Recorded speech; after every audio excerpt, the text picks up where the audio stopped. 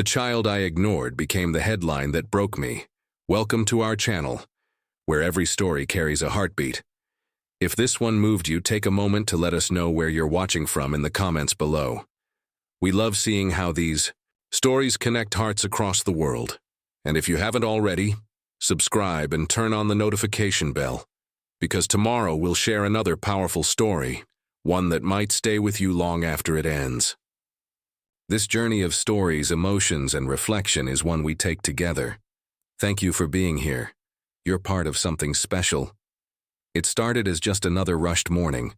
The sky was already bright, the streets buzzing with noise, and my head was a mess of to-do lists and forgotten errands. I had spilled coffee in the car. My son Ethan had forgotten his backpack again, and the clock was reminding me I was late. Again.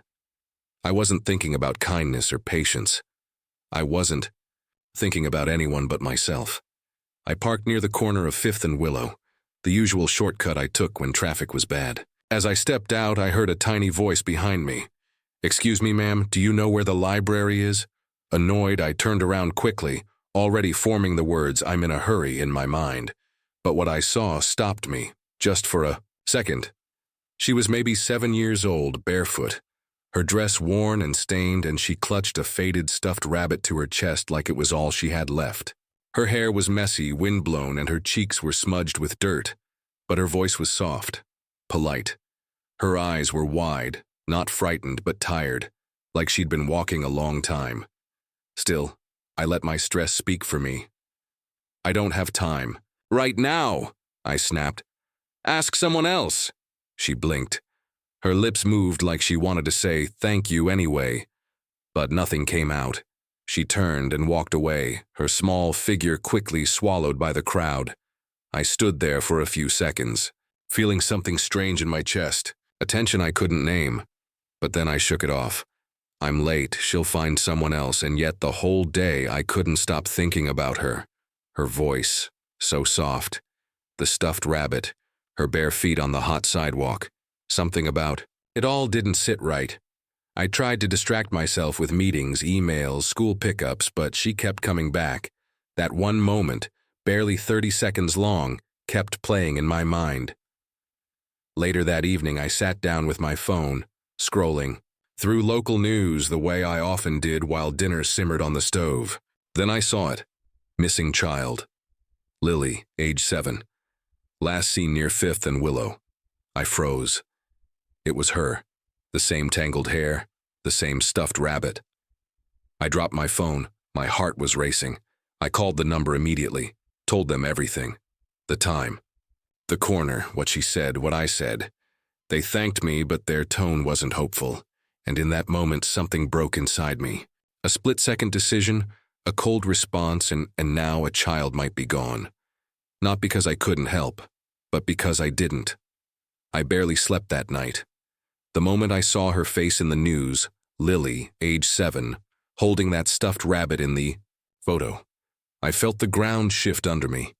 My stomach turned, my mouth went dry. It was her.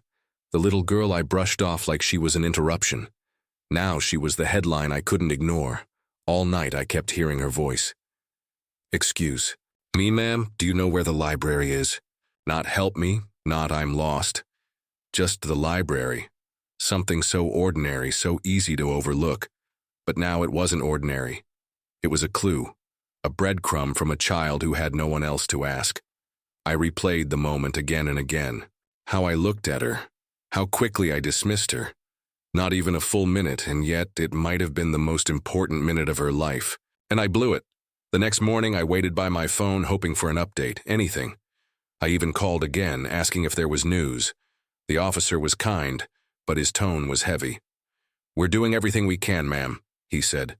But there was no hiding the dread in his voice. And then, just after lunch, the news came in. They found her, but it was too late. She had wandered farther into the city, still clutching that stuffed rabbit, still looking for the library her mother used to take her to before her mother passed away. The report said she'd been hungry, confused, possibly trying to retrace steps from a life she no longer understood.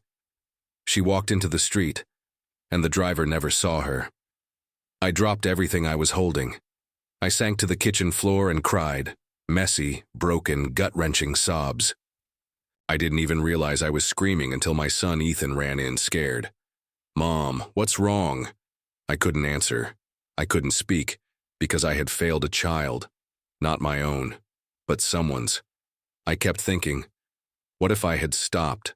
What if I had taken one more minute? Just one? What if I had called someone, walked her to safety, offered a granola bar, anything? But instead, I taught her something cruel. That even when you ask politely, even when you're brave enough to speak up, the world might still ignore you. I looked at Ethan and realized how protected he was. He had everything. Warm meals, a bed, someone to hold his hand, but Lily had no one, and on that day I had a chance to be someone, even just for a moment, but I didn't, and now that moment is gone forever. The days that followed felt like I was sleepwalking through someone else's life. I went to work. I packed school lunches. I smiled at neighbors and nodded through conversations, but inside, I was completely disconnected. Everything felt hollow, like nothing I did mattered anymore. Because how could it? I kept thinking of Lily, of that moment on the street when I could have changed everything. And didn't. My guilt wasn't something I could cry away. It wasn't a wound that could scab over. It stayed, heavy, suffocating, constant. I tried to talk to David, my husband, about it. He listened, sort of, then said, "Babe, you didn't. No, you're being too hard on yourself." I know he meant well, but it wasn't what I needed. I didn't want comfort. I wanted accountability. I knew. Deep down, I knew something wasn't right that day. I felt it. I saw it in her eyes. I chose to ignore it because I was busy, because I had things to do. That choice, it cost Lily everything. And what made it worse was how the world just moved. On a few days after the funeral notice appeared online, people stopped mentioning her. The news cycle shifted. There was a new headline, a new tragedy, a new outrage. But for me, the silence screamed louder than the guilt. So one night, I sat at my kitchen table, staring at that same corner of 5th and Willow on Google Maps. I thought about all the other people who must have passed her that day. Did they notice her? Did anyone stop? That's when it hit me. Maybe I wasn't the only one who failed her, but I could be the one who speaks for her. I opened my laptop and started typing. A social post. Just a few words, raw and honest. Last week I ignored a child who asked me for help. She wasn't loud, she wasn't crying. She just wanted directions. I brushed her off. I didn't realize she was lost until her photo showed up in the missing children report. Her name was Lily. She's gone now. I will never forget her, and I will never make that mistake again. I stared at the post for a long time before hitting publish. I expected silence, or maybe judgment. But what came next stunned me. The comments flooded in, dozens, then hundreds. People sharing stories. People admitting their own regrets. Teachers, parents, strangers who had once walked away from a moment they couldn't undo. Some people said, "Thank you for your honesty." Others said, "I'll never forget this." And for the first time, since that awful day, I didn't feel so alone. Because Lily deserved to be remembered. Not just as a headline or a mistake, but as a little girl whose life had meaning. And if my guilt could be turned into a warning, then maybe her story could still save someone else. I never expected my story to go viral. I posted it because I couldn't keep it in anymore. I needed to give Lily a voice. But within days, thousands of people had read it, shared it, and commented with stories of their own. People from across the country, some even from other continents, reached out to say, "This made me cry." Or "You changed how I'll treat strangers forever." And yet for every kind comment there were others that stung. She was just a kid. How could you walk away?